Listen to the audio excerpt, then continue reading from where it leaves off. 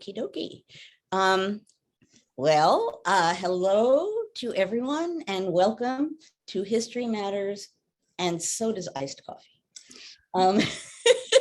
I'm so happy to be back. I'm so sorry that I had to miss last week, but I did indeed have COVID. Until the last second, I was bound and determined. It was like, but the hearings and the community, and yeah, it just couldn't happen. So thanks to Annie for at the last minute, my email like that morning. I was like, Annie, I can't do it. So I appreciate that. And I'm again, we still are on a streak. We are what now, 115? Oh, Carolee will put it in the chat in a moment because okay, it might be 115 straight episodes. I want to say it's 16. I'm not sure. 116 straight episodes. Okay, 116. Yep. Okay, 116 straight episodes. Thanks to you, Annie. The only two I've missed has been when Newbie went to the hospital. Yeah, COVID. So that's pretty good. Good. those are good excuses. At any rate, we are here today, and we are going to be talking about the hearings. And it has been sort of killing me that I have not been able to discuss them with you, because obviously in the past, we have talked about the hearings in one way or another, and I'm going to touch on that momentarily. But before I plunge in, I will turn to my partner in crime, Annie, who will offer us the rules of the game. Well, good morning, and thanks again, Joanne. We are so glad you are feeling better. We missed you so much, and we're so happy that everybody is back together. I'm Annie Evans. I am the Director of Education at New American History at the University of Richmond. I'm delighted to be with you because this is my thing I look forward to every Friday. Our community, all of our friends that we've made, and getting to hear our favorite professor talk about our favorite topic, which is history. And so the most important thing is continue to engage in the chat. But if you have specific questions as Joanne's talking, it would really help me out if you could put them in the Q&A, because that's where I will look for the questions towards the end of the program. And we always have more questions than we can possibly get to, but that's okay. And I will collect the chat transcript and all that good stuff. And we have a wonderful Slack channel if you want to continue the conversation through the week. And if you want information about that, put your name in the chat and we will be happy to add you. So we are ready to hear from you, Joanne. We have been waiting for this discussion. We have so many thoughts about what's been going on with these hearings. So thank you for having us. Well, thank you. And that's actually a good segue, because what I would like to do really is have more of a discussion than me pontificating. I did go online and find some facts to toss out at you about the seeming impact so far of the hearings. But what I really would like to do is have a discussion. And I want people to be able to ask questions. I want us to be able to talk about our response to what we're seeing, what we think is effective or not effective, what we think are the main things that we're pulling away about the hearings generally. And as I mentioned a moment ago, we have talked about hearings in a general way and why they're significant. And I mentioned, I will go back and mention that at the outset here, what I mentioned in that episode was that these kinds of hearings are important for a string of reasons. Number one, in a sense, the most obvious one, for posterity, for history, for the record, right? So that we're getting out what happened in a documented way. And as we're seeing in the recent hearings, in a narrative form. These kinds of hearings are important because they expose what happened, which is pretty vitally important in the here and now. The hearings are important because, and I made this point the last time we talked about hearings, not having them is in and of itself an act. Not drawing that kind of line in the sand is an act. You need to draw that line regardless of the outcome. And we really don't know what the outcome will be. Regardless of the outcome, these hearings are vital, because if we don't draw the line in the sand and say this is inappropriate, this is illegal, this should not happen again, you're as much as saying that there was nothing necessarily wrong with it, it wasn't so bad, you're almost inviting it to happen again.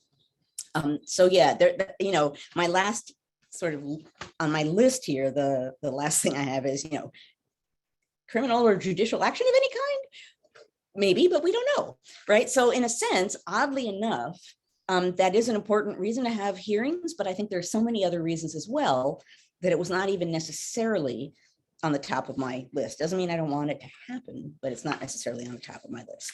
Okay, so a few things. I went rummaging around online to see what different media outlets are reporting about what they think the impact is. And I just wanted to throw out some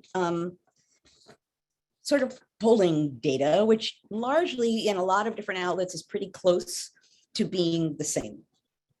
So in one way or another, polling, however much we want to invest in polling, I'm always of a mixed mind about this, writing about a period where generally there wasn't polling. I look at polling warily, but at any rate, supposedly in a general kind of a way, at the current moment, roughly 58% of the people polled think that Donald Trump should be criminally charged, compared to 52% in April. Roughly 60% think the investigation thus far has been fair and impartial. Roughly 64% of Democrats watching the hearings have said that they've learned new information. 14% of Republicans say that they've learned new information, which is interesting. Let's see if I have more here. And just as a point of comparison, actually, because the obvious thing to compare what we're going through to is the Watergate hearings. And I've used this figure before, I think probably when I last talked about hearings, but I'll throw it out here again. When the Watergate hearings were broadcast live for 2 weeks, before the hearings, polling showed that 31% of Americans considered the break-in serious. After the hearings, 53% shared that view. So that was a big leap. So far, we're not seeing that, but we are seeing a shift. And we are seeing, I don't have the numbers of viewers, but roughly 20 million people watched the first hearing, and apparently enough are watching these hearings that, as someone put it online at one of the media outlets, if this were a TV show, it would get renewed. So there's a pretty large number of people still watching. And thus far, people are saying, well, maybe it's having some impact on some people, definitely not on some people. But there have been some people, and I can go back and I won't go into this now because I want to start our discussion. But for example, there's a man named Dustin Stockton who helped organize the pro-Trump bus tour that ended up on the January 6th riot, starting at the Ellipse in front of the White House. And after hearing the testimony from about the state level attempts to shift the election, apparently he tweeted, and I hate to use tweets as evidence, but I'll throw this out there for what it's worth. He said, "This has been the most impactful of the January 6th committee hearings. Embarrassed that I was fooled by the Fulton County suitcase full of ballots hoax." Now, that's a person who apparently, and I don't know a lot about this person, but for context, he was not necessarily a massive Trump lover. So it's not as though someone who adored Trump is now saying, ooh, but it is someone who was part of that world, definitely part of the MAGA, make America great again world, saying, oh, I saw evidence there that now makes me feel kind of like I was duped, for whatever that's worth. Okay, so that's just some starting material there. But I'm curious, and I suppose in some ways, maybe I better, unlike what I know. You have so many questions already. I was going to say, I should open chat maybe this time, because it's a discussion. Normally I try to not look, but this is going to be different. So let's open things up. I mean, I obviously have my thoughts about the method of what's going on, which, as a historian who writes about political culture and political communication, Historian Brain has been really active watching these. And Historian Brain has sometimes been weighing in. For those of you who don't know, that there have been a number of historians live tweeting the hearings on Twitter under the hashtag HATH, historians at the hearings. Heather Cox Richardson has been doing it. I've been doing it. There are a number of others who've been doing it. I think that's in and of itself really fascinating to follow along and see. And I think she certainly and I have been sometimes simply reporting on what we're seeing, sometimes offering our response, and sometimes stepping back and offering a broader perspective of what we're thinking. So there are lots of ways to think about what we're seeing. But I'm going to stop talking and open things up and see where our discussion leads us. If there are questions that Annie sound like they are opening gambit questions, she's nodding yes. Okay, then that's cool. Yep. And I can't even keep up with the chat. I'm just going Q&A. Wait a minute. Cece, are you telling us that Roe was just overturned? Yes. Oh, wow. Okay. Wow. Okay. Well, we are going to have this discussion anyway. And I'm going to try not to respond to that while we're having this very important discussion. Yeah, I'm going to process that. Someone said put out one fire at a time. Yeah. I can't even. I don't even know what to do with that. Let's take a moment. Yeah. Okay. I will just say in response to that, there was a moment when things changed and it happened. It's been undone, but that doesn't mean that we can't push for change in the future. So as always, pushing us to not despair because that's surrender. It's been about half my life that I was an activist in favor of being pro-choice. I think I tweeted out or Instagrammed out or something, an image of the t-shirt I wore in, I don't know how many decades ago when I was marching for the right to control our bodies. But at any rate, okay, the fight goes on. We are going to talk about a really important story here. Not that the other one isn't important. And perhaps we can talk about that in the after party to begin. And then we can decide what we want to do next week about that. But for now, I'm having a hard time processing this. For now, let's talk about the fact that we are watching a series of hearings unveiling, exposing, and offering a narrative with proof about an attempt to overturn an election, which in yesterday's hearing, they actually were using the word coup, which I don't know if I've heard before from the committee, but they were using it yesterday.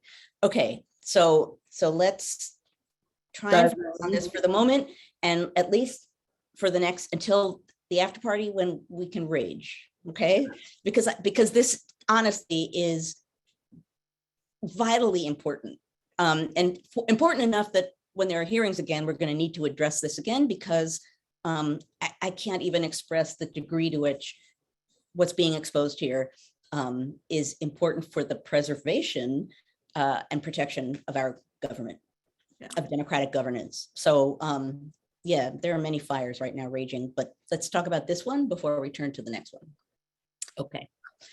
Okay, deep breath. All right, so the first question was, what do you think from a historical perspective might happen to the Republicans who defied Trump, people like Liz Cheney, who stood up and said, this is not okay? Do they, how has history treated others like that who went so hard against their own party? Well, I mean, in a general way, in a specific way, what I heard at some point yesterday from a commentator was that if she does any kind of political activity, election activity, campaigning activity in her own state, she needs security now because of the threats that she's getting. So part of what that means is that the kind of thuggery and anti-democratic activity that we're seeing in general among some on the right is being directed against her, and that's not surprising. In the long haul, you know, so speaking again, historian brain, historian brain would say, years to come, looking back, if there's, depending on where we are and where the world is, so, depending on where we are as a nation is what kind of history we'll be able to tell, but let's pretend that we know that we'll be able to offer actual history in the future. I think the kind of person who stands up against the trend and resists while others aren't, certainly is a person who stands out and is recognized, historically speaking, and particularly in her case, because she is on this committee, because she's doing it with high stakes. It might cost her political career. I think at this moment when people are so, I don't want to even say polarized anymore, people are so pro and anti-democracy in some ways, a person who stands up, who should be siding with at least the people leaning in that direction or far gone in that direction, that means something. So regardless of what happens, maybe the future will look at her and say, she was doing the wrong thing. But I think no matter what you want to say about her, people are saying that now. The fact that she stood up and did what she believed in and has all along at the expense of her career and potentially her safety, how does that not matter, right? If you're looking at historical events as moments of conversation and debate and choice and contingency, the people who take a stand in those moments, for whatever reason, whether you like their reasons or not, those people matter. They're like, what do I want to call it? I don't have the noun to describe, but they're like transients. They're like stands in the flow, in the tide, that are sort of standing there for whatever it is they stand for. And as I said, you could like it, you could not, but they make a mark. So that's a long way of saying she will be recognized for what she does. I'm assuming in the future, some people will assume that what she did, they don't like, and that she, was a traitor to her party, and that others will celebrate her as someone who stood up for what she wants and believed to be true. And there we are. I think good historians will acknowledge the people who did what was right. And by right, I mean standing up to protect the constitutional system. In the after party, I hope I remember to ask, would the same thing apply to the 14 who signed on to the gun bill, right? That went against their party. Right. Or will Liz Cheney be thought of differently than Adam Kinzinger because he's male and a veteran? I've heard both people talking that he'll get more of a favorable nod because he's got the veteran thing and, I speaking as someone who works in a male field, very well could happen that because he's male, he will fare more favorably. There are any number of other variables, so it's impossible to say that that's the reason why that will happen, but certainly given even odds, it's that generally speaking, men fare better than women in these kinds of judgment calls by the public or by peers. Yeah. So Dale has an interesting question. He is wondering, and by the way, that first question was from Ellen. So thank you, Ellen. Dale's question was, are there any hearings of note in the very early days of Republican? Were there any comparable hearings? So there is one, and my podcast with Heather did an episode on hearings, and when we discussed it, we talked a while about what constituted a hearing. So does hearing mean something that happens before the public, or does hearing mean a formal investigation of some kind that comes up with findings and then announces the findings? So obviously, if you're going all the way back, hearing before the public, not going to really happen. I mean, it's going to be much harder to say, let the public know, only because of technology is not there to allow that to happen. The hearing, or let's say investigation that I wrote about in an op-ed, and that I actually went back to find a quote from because I figured I might want to talk about it here. The one I found that's most interesting is from the responding to the burning of Washington in 1814. So there was an investigation after that was demanded. And what people wanted to know was, where was security? How did that happen? How did we let that happen? Who's responsible for allowing that to happen? All of which are good questions if a foreign power marches into your capital and burns down buildings, right? Really? Like, how did that happen? So it's certainly not shocking that they were demanding an investigation. They did. They interviewed a number of witnesses. And I will say, just as one of those historical echoes, apparently at some point during the burning, there was someone in the Capitol, a soldier in the Capitol, who stood on the speaker's chair as part of it burned, right? So that speaker's chair is a symbolic place to stand when you're attacking the Capitol. Long history. So there's a huge report that comes out from this investigation. And in the end, there is no blame assigned to anyone at all. And I believe Daniel Webster at the time says, well, what's the point? Like, you did this whole investigation. You interviewed all these people. He said, I can't remember the word he used, but he basically said, this is like a report. It's like a chronicle of what happened. It's not an investigation into the who, what, and where of what happened, assigning responsibility. And a member of the committee responded, quote, the House could no more discuss than the committee pronounce upon transactions implicating so many marked personages. Or to say that in simple words, we really couldn't go too far in attacking important people, marked personages. We couldn't go very far. We did what we could do, and then we felt that we couldn't go further, which, okay, so that's talking about 1814. I think about that a lot. Think about that a lot watching what's going on now. But so there have been any number of investigations and hearings. Sorry, guys, just almost knocked over my coffee. Investigations and hearings over time. After the caning of Charles Sumner, there was another one. I've written about some of them in my most recent book. There's an op-ed as well. So yes, there have been any number of them. Sometimes they have an impact. Sometimes they don't. They often produce enormous reports, which I don't know who reads them. I read them because they're online and I will say this, actually, this is interesting as a historian. So when I was writing my last book, one of the most invaluable forms of evidence when I was writing about a moment of violence were these committee reports, because the people testifying to the committees were under oath, and they revealed, because they're speaking and not writing things down formally, they reveal all kinds of things that you would never get any other way, little details. And if you're looking for them, if you're sensitive to them as a historian, they can really reveal a lot. So,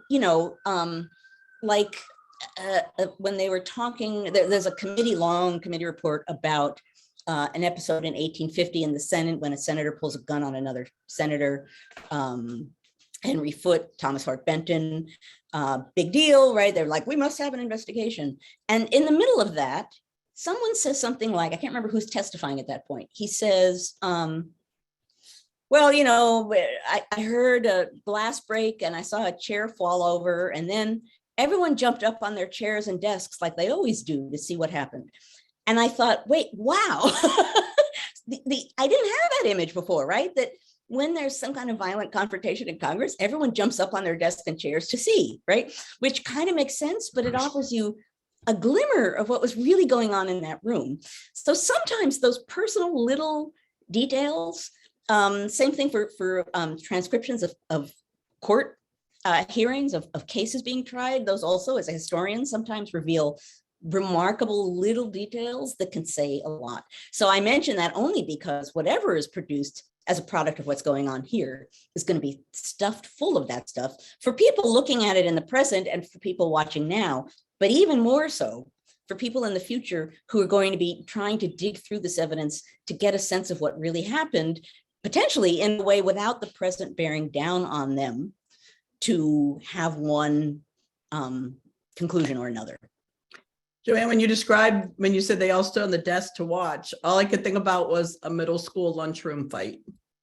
Right? Like, Right. that's exactly what happens. But they were not chanting fight. Yeah, Right? they all jump on top of the table, and I mean, it's basically reverting back to their middle school behavior. And these were senators, so Yeah. Wow. Okay, we still have more questions.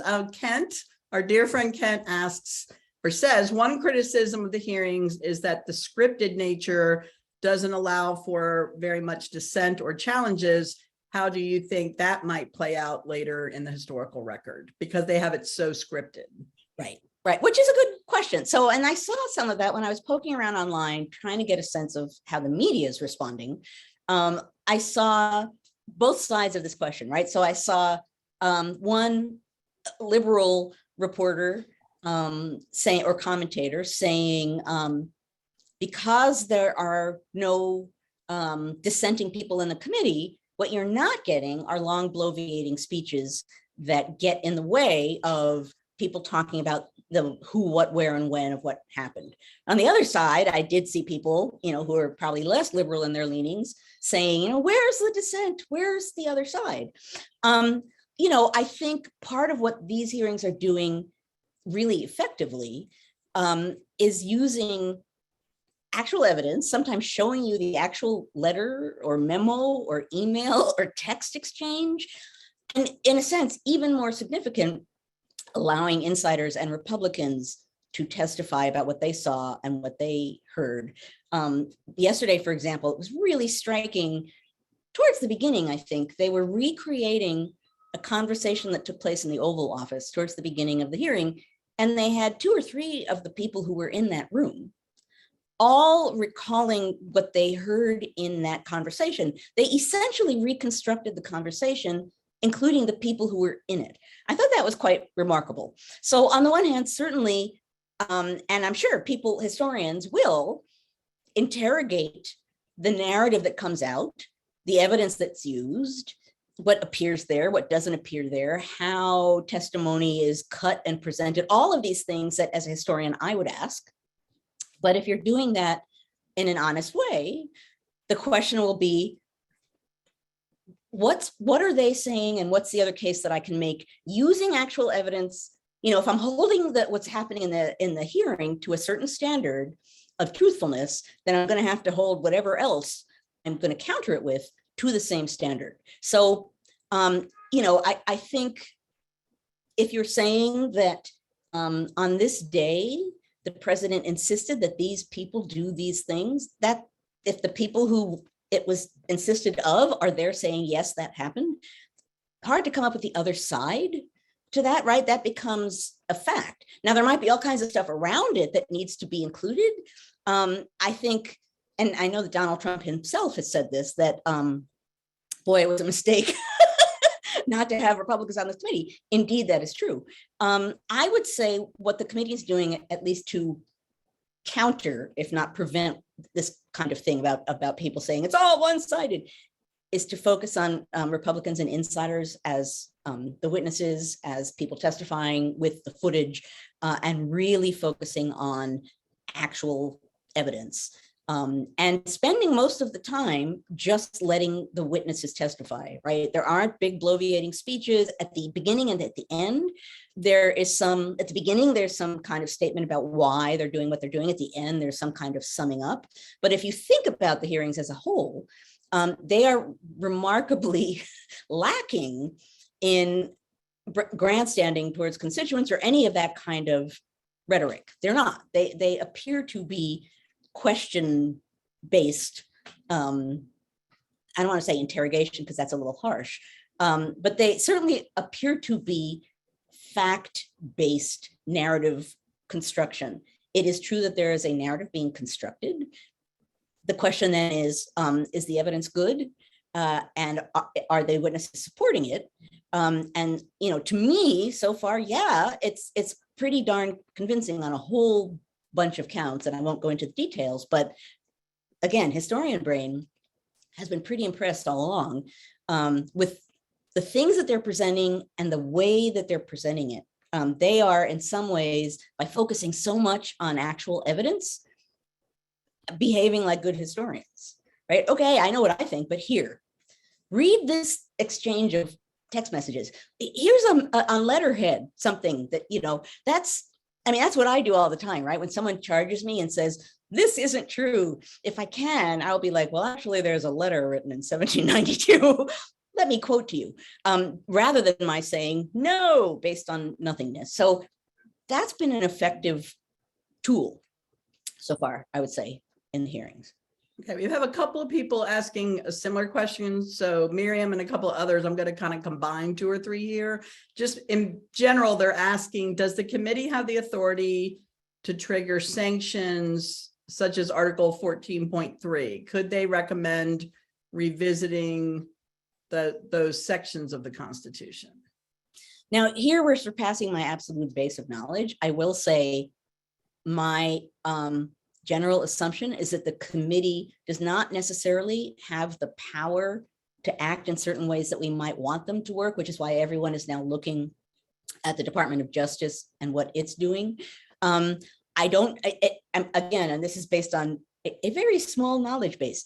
I would assume that the committee can make suggestions or recommendations or can come up with conclusions. But beyond that, I don't know if this committee can actually act in a concrete kind of a way. Others might know this better than I do. But that's my assumption off the cuff. Okay. So our friend Cece is asking, she says she agrees the hearings are key to trying to preserve democracy, but she's wondering if you specifically, Joanne, are willing to comment on the 2014 Princeton study, talking about how we're already an oligarchy and not a democracy. Well, I don't know that specific study, although I've certainly heard that argument before.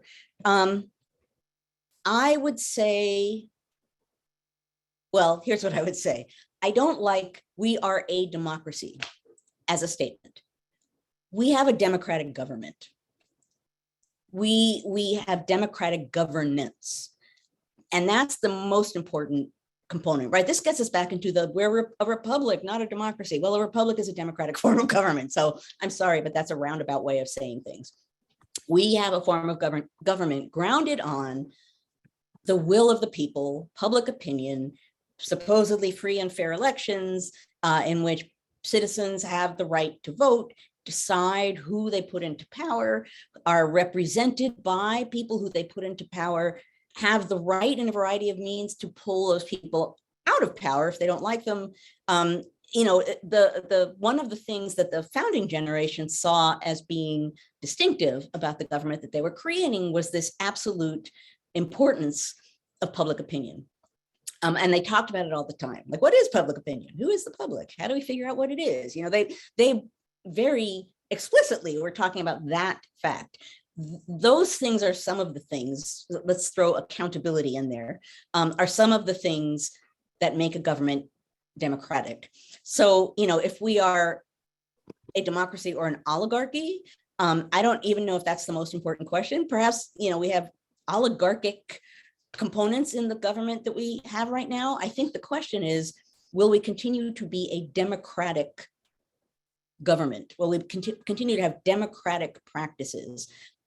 To me, that's the line that we're at right now, is whether we have free and fair elections, whether there's an assumption that the people get to decide who is put in power and who is removed, and there's no assumption about who deserves or is entitled to power all the time, whether certain fundamental rights are protected, and I'm not going to go any further than that. But there are isms and nouns. We can talk about, is it an oligarchy or oligarchic? I guess my roundabout way of answering that is, to me, the fundamental question right now is, do we still have a democratic form of government? Right now we do, but it's at risk. And it's very much at risk that some of what we're seeing in the hearings is the degree to which it was and is at risk. It's interesting, I've seen people respond, some of them saying, look, this is great, like the system held, right? People pushed back. And on the one hand, I suppose you could say that. On the other hand, the degree to which there was this plan, the degree to which it went on for quite some time, the degree to which the people who pushed back also stayed silently in the background and allowed this to happen to some degree. And even now, some of them are saying if given a choice between Biden and Trump, they would vote for Trump. We're in an interesting place. But it's democratic governance to me is the key thing to focus on now, rather than do we classically define ourselves as a democracy. I would say we are, but oligarchy versus democracy is not as pressing as democratic versus authoritarian, put it that way. So there's both in the chat and over here in the Q&A, people are commenting on how Gloria was asking, what is the difference between a hearing and a show trial? She had cited the definition of a show trial from the dictionary, but noted that there were no cross-examination at this hearing. People who disagree were excluded. The verdict of guilty was there from the beginning. Of course, some of those people weren't excluded. They refused to testify, I guess would be my thought as a teacher, but obviously they want to know your thought. Right. And that is part of it, right? A lot of people were invited to offer testimony and refused to be there, partly, I think, because of the longstanding obstruction component of what the Republicans have been doing, right? When Democrats are in power, so we will obstruct. And in this case, that didn't work really well, that mode. They obstructed and said, we're not going to take part, and it happened anyway. So I would say a few things. I would say, first of all, it's not a formal trial, right? So it's not, it is a hearing, meaning evidence is being heard. So there, and I would say also there's a performative component to it. So at some various points, people have said, well, it's just theatrics. It's theatrical. It is. It's theater being performed to the public, but it's the kind of theater it is and what it's doing that's important. Any kind of political democratic practice that is being practiced before the public has a theatrical component to it, right? And some of that is the nature of representative government, is that if you are looking to be empowered to represent people, you need to convince them that you are doing things that they like. And so there's always going to be a performative component to anything actually that happens in Congress, particularly at all. So yes, I think there's a theatrical component to this, but what's being shown with the theater? Well, I think in part, you're seeing the government at work. You're seeing the government at work in a whole bunch of different ways, but I think that matters. And I also think, again, if this were a trial, this would not work this way, right? If this were a formal trial, you would have, a person representing each side, you would have witnesses, you would have far more rules in play about what could and couldn't be said, right? So I would say it is important to note it's not a trial. As I said, if there's another side to be said, people can make that argument, right? No one's silencing people from saying what they want to say. I think what this committee is tasked with doing and is trying to do, and we can judge at the end whether they did it, to present evidence and people that offer up what appears to be a relatively cohesive idea of the facts as they unfolded. And some of the facts that we are seeing, pretty hard to think about how to contradict them. And even to the point that there are Republicans saying, well, that didn't look very good. So yeah, could someone stand up with the same facts and make a different case? Yes. The question then is, what is the evidence? How's it being used? And how does the case that they're making or the narrative that they're constructing, how credible is it? To me, and granted, yes, I am more liberal in my politics, so I am someone who is going to be predisposed to like what's going on there. But again, historian brain, I think they're doing a very effective case of using evidence and testimony to make a point. So I don't think it's a show trial, because I don't think it's a trial. I think it's a hearing in all that represents. It's a way of getting testimony and constructing what that might mean and showing that to the public. So that leads us to two other questions I'm going to combine that are very similar. Both Dave and Miriam had different versions of this question, but basically, if this moves on to a Department of Justice investigation, would the testimonies at these hearings be valid, or would they have to do them all over again, subpoena the same witnesses, or can the Department of Justice use, the recorded hearings and the testimonies have already been gathered? And Dave had a little different spin on it. He said, since Watergate was not in the age of the multimedia with social media, cable news, can we really compare January 6th to Watergate? But the main gist of both questions was about Department of Justice.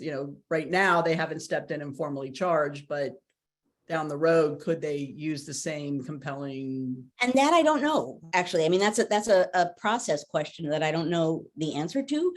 It is interesting that the day that the hearing focused really on Clark and his role in coming in and seemingly, tossing aside others in the Department of Justice to promote the plan to overturn the election, that's the day that his house was searched. I've seen some comment that that's not a coincidence, that it was important to get in there and get evidence before it was publicized, because he might try to erase or dispose of evidence that might be useful, so that in one way or another, those things might have been connected. I don't know. Certainly what that suggests, and I guess they've said, in one way or another, we're watching closely. What that means, I don't know. I would say watching the hearings, hearing the testimony and judging it for themselves and then acting accordingly is certainly going to happen. The question of whether the exact testimony can be used again, I don't know, because I'm sure that partly depends on the nature of the oaths sworn and who they were sworn before and what the people making the testimony thought they were doing with their testimony. I'm sure there are all kinds of legal practicalities here that I don't know that might affect this. What was the second part about Watergate? I missed that. Yeah, the other part was, can we really compare the two, January 6th and Watergate? Because at the time of Watergate, we didn't have multiple cable news networks. We didn't have Facebook and Twitter. So Right. I think it was Dave was asking, is it really fair to compare the two? Well, it depends on how you're comparing them, I guess, right? I would say if you're talking about hearings made public and the public impact, if the argument is there's so many less ways to get to the public, right? No social media, fewer channels, and yet you could argue that had a bigger impact.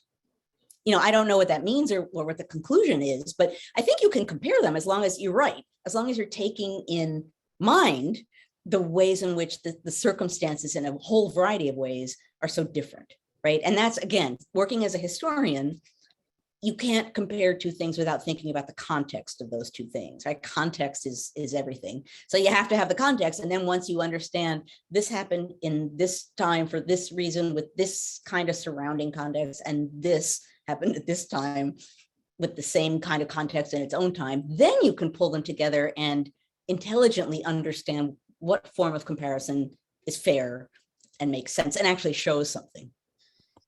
Yeah. Interesting. As a child watching Watergate, not knowing what it was, we thought it was a soap opera. Really?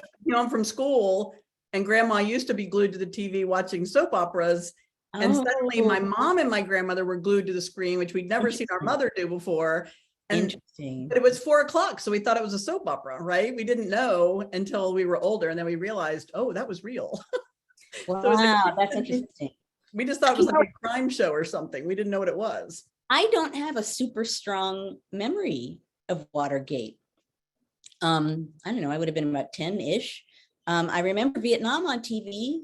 I remember being woken up at night to watch someone walk on the moon, but I don't think it's, I remember Robert Kennedy's assassination. I remember things that upset my parents or got my parents excited. I have no idea what happened with Watergate or what my parents thought, which is really interesting. I'm sure they thought something. I think I'm just a teeny bit, not much, but teeny bit younger than you. So I don't have those memories. Right. But I have very distinct memories of Watergate. A lot of people I know have Watergate memories. So it's interesting to me that I don't have strong memories. I don't know what that means.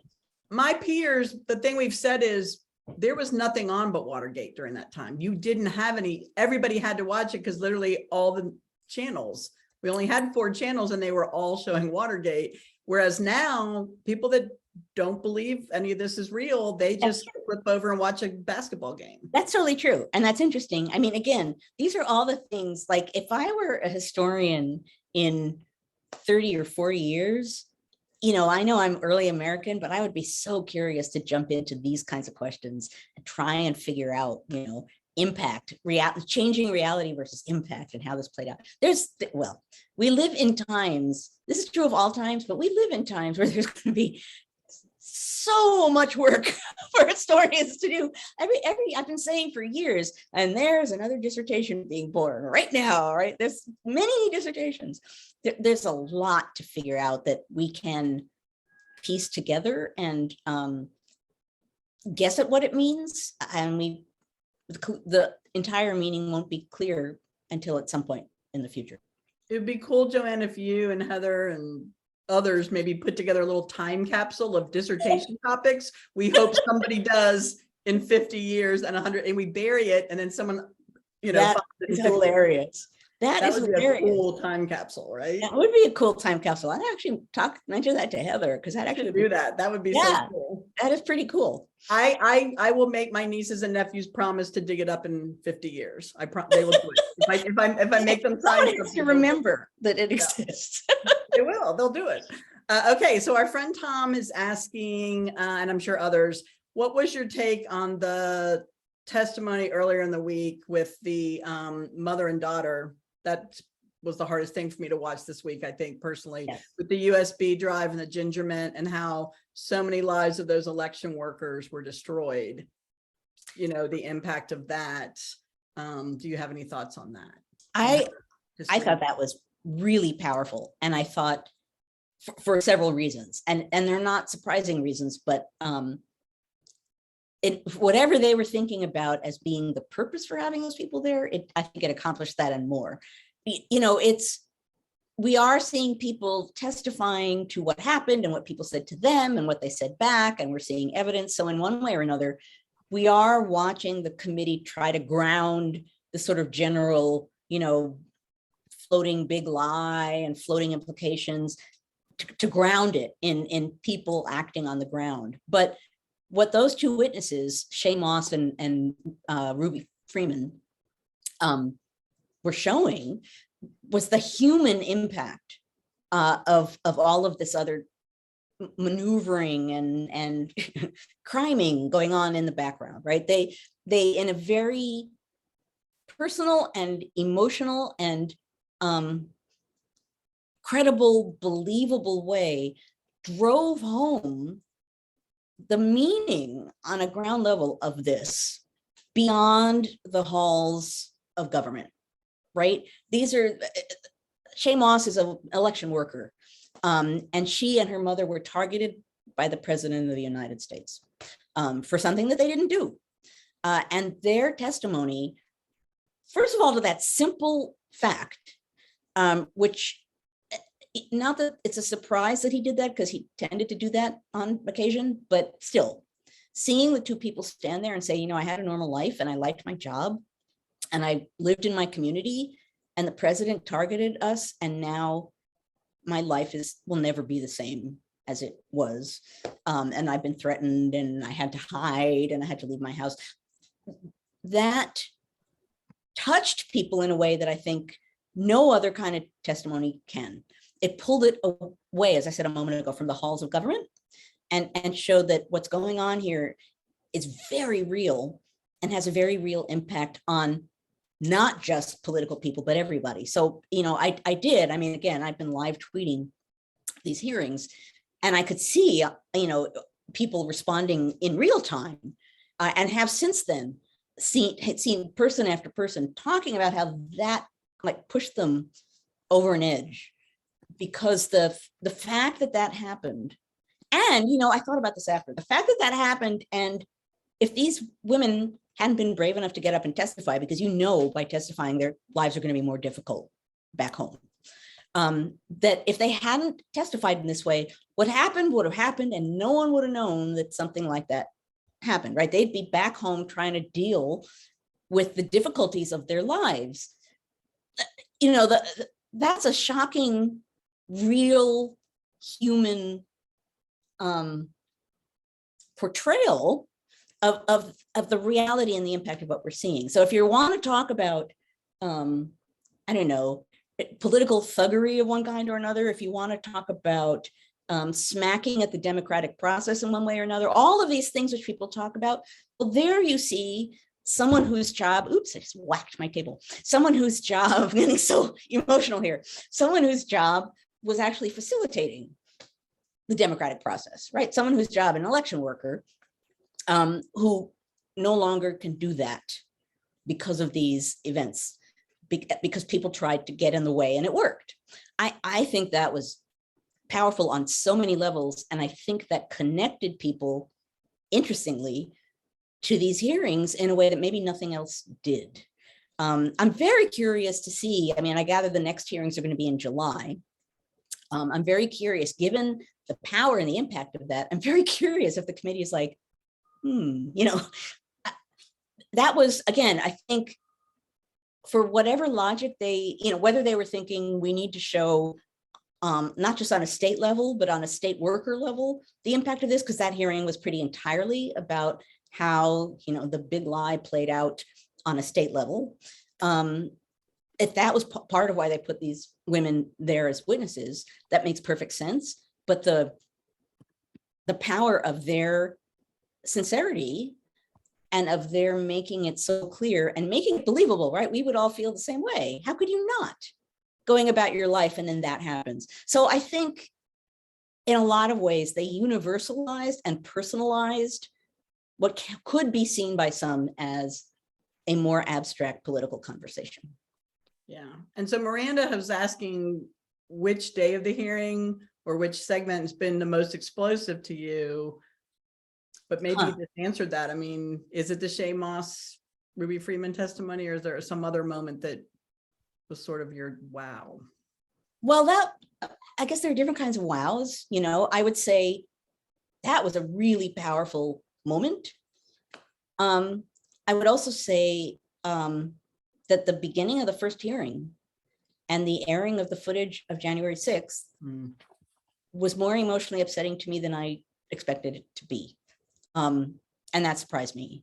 To recall what I felt at the time, to recall and sort of bring into play all that I think about it, I actually had a hard time watching that, which I guess I hadn't thought about it, but surprised me. There was a power to that. So certainly starting with that, again, that was a strategic decision that had power. But I think there have been a lot of individual moments. Some of it's like specific things that were said. And some of them are small specific things, right?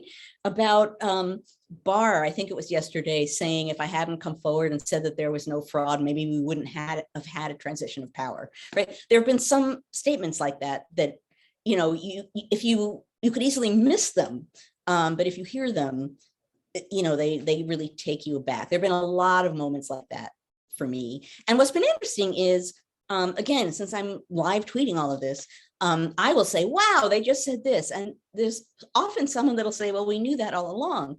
And so part of me, and often in many cases, no, we didn't.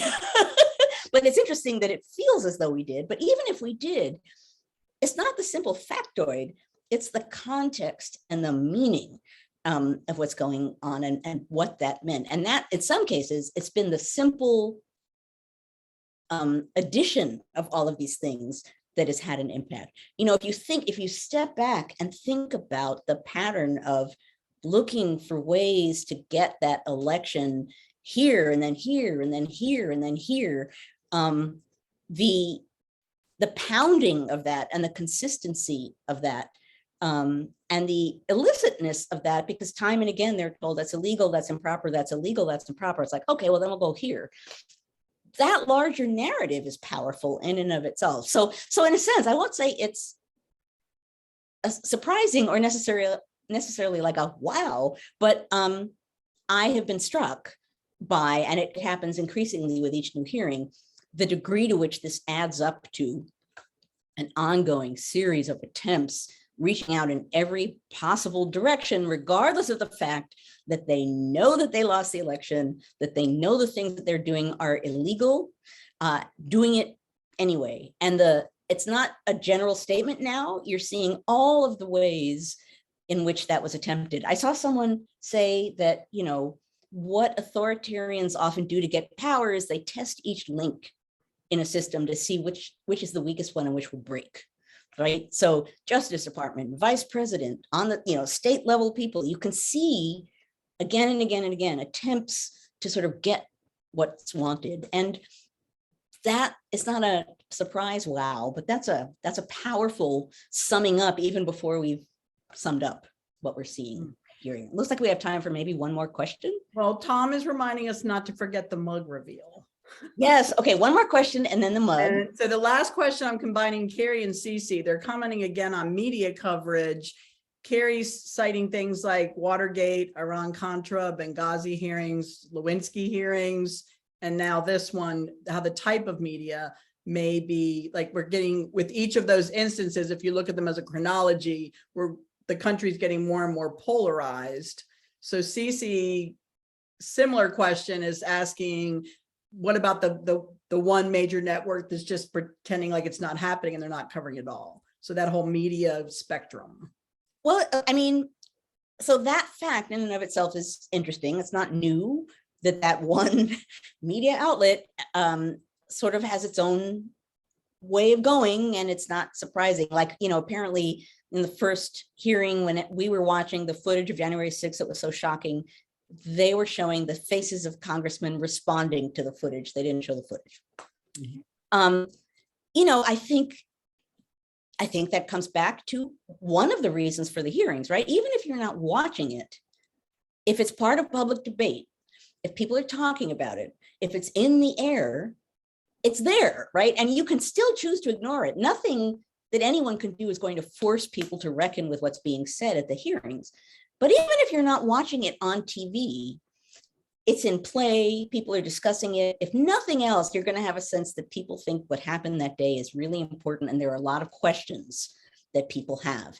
Even if you just have that basic takeaway, that's a pretty important takeaway. So,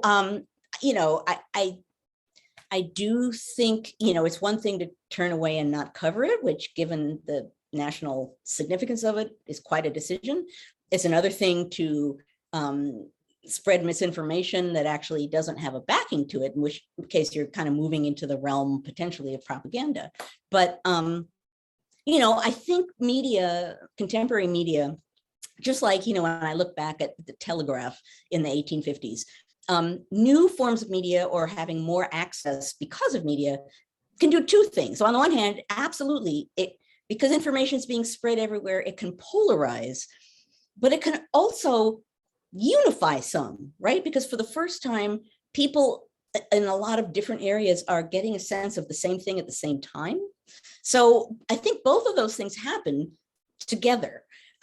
So, in a sense, in the 1850s, Northerners were starting to see things that are either were happening in the South or in Congress to a degree and with a speed that they hadn't before, and vice versa.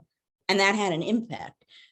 How that balances out, people coming together because of what they're seeing in one way and people becoming polarized in another way because of what they're seeing, that's a balance that probably varies crisis to crisis.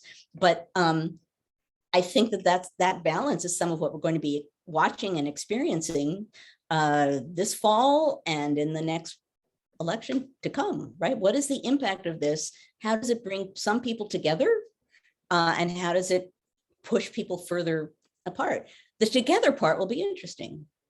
Will it pull Democrats together in some way that they weren't before? I don't know. Contingency. We don't know what's going to happen. The mug. I've got a bear mug, which is fitting concerning the room I'm in, but we want to know your mug, Joanne. Okay, so here's the thing about my mug is, formally speaking, it's not a mug, but it was, when I opened my cabinet with the land of mugs, it was at the front. It's the Constitution. Oh, it's the nice coffee mug.